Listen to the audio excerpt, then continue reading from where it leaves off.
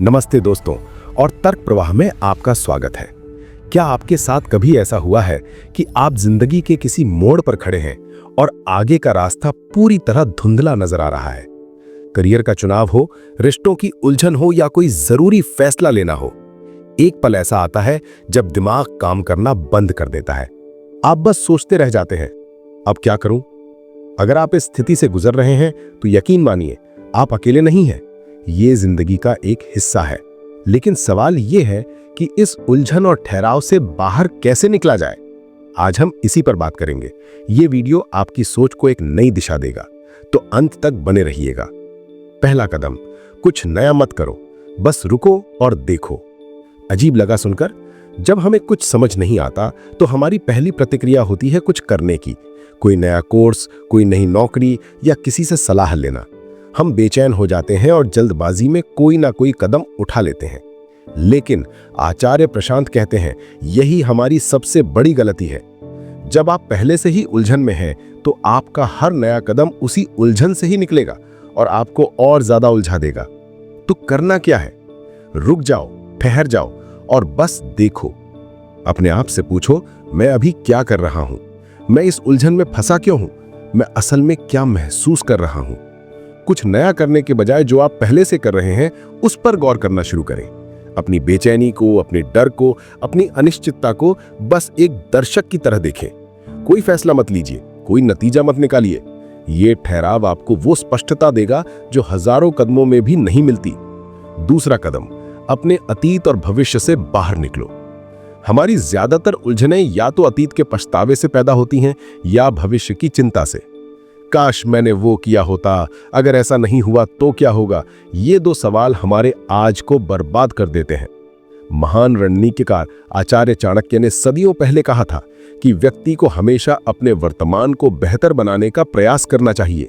बीती बातों को याद करके पछताने का कोई मतलब नहीं है और भविष्य की चिंताओं में डूबे रहने से भी कुछ हासिल नहीं होता। आपका कंट्रोल सिर्फ और सिर्फ आज पर है, इस पल पर है। अपने दिमाग को अतीत और भविष्य की यात्रा से वापस बुलाइए और उसे कहिए कि अभी इस पल में क्या जरूरी है। जब आप वर्तमान में जीना सीख जाते हैं तो उलझनें अपने आप कम हो जाती हैं, क्योंकि आपके पास उन्हें सोचने का फालतू वक्त ही नहीं होता। तीसरा कदम, जानकारी इकट्ठा करो लेकिन भावनाओं पर काबू रखो। भ्रम अक्सर जानकारी की कमी से पैदा होता है। जिस स्थिति में आप फंसे हैं उसके बारे में निष्पक्ष होकर जानकारी इकट्ठा करें। लोगों से बात करें, पढ़ें, रिसर्च करें, लेकिन एक शर्त है, इसे सिर्फ एक डेटा कलेक्शन की तरह करें, अपनी भावनाओं को बीच में लाए बिना। जब हम परेशान होते हैं तो हम हर जानकारी को अपने डर के चश्मे से देखते हैं। इससे सही जानकारी भी गलत लगने लगती है। इसलिए पहले जानकारी इकट्ठा करें और फिर शांत मन से उसका विश्लेषण करें। अपने आप से पूछें कि इस स्थिति में सबसे तार्किक कदम क्या है। भावनाओं में बहकर लिए गए फैसले अक्सर गलत साबित होते हैं। निर्णय हमेशा ठंडे दिमाग से लेना चाहिए। चौथा कदम, सबसे छोटे और सबसे स्पष्ट कदम पर ध्यान दो। जब आगे का पूरा रास्ता ना दिखे तो बस अगला कदम देखो। कई बार हम मंजिल का पूरा नक्शा ना होने की वजह से चलना ही शुरू नहीं करते, लेकिन आपको पूरा रास्ता जानने की जरूरत नहीं है। बस ये देखिए कि इस पल में आप सबसे छोटा और सबसे सही काम क्या कर सकते हैं। क्या आप एक किताब का एक पन्ना पढ़ सकते हैं? क्या आप किसी को एक जरूरी फोन कॉल कर सकते हैं? क्या आप 10 मिनट के लिए टहलने जा सकते हैं ताकि आपका मन शांत हो जाए? बिल्कुल छोटी इकाई पर ध्यान दो, वो कभी भी अस्पष्ट नहीं होगी।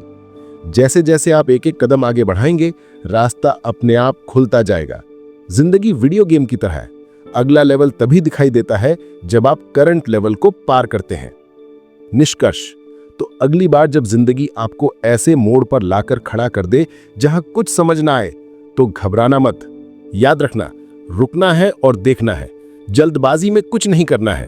वर्तमान में रहना है। अतीत और भविष्य की चिंता छोड़नी है। जानकारी हासिल करनी है, लेकिन ठंडे दिमाग से, और सिर्फ अगला छोटा कदम उठाना है। भगवद गीता में भी कहा गया है कि कर्म करो और फल की चिंता मत करो। आपका काम है सही नियत से, शांत मन से अपना अगला कदम उठाना। बाकी सब अपने आप सही जगह पर आ जाएगा। उम्मीद है इस वीडियो ने आपको एक नई दिशा दी होगी। अगर हाँ, तो इस वीडियो को लाइक करें और अपने उन दोस्तों के साथ शेयर करें जिन्हें इसकी जरूरत हो सकती है।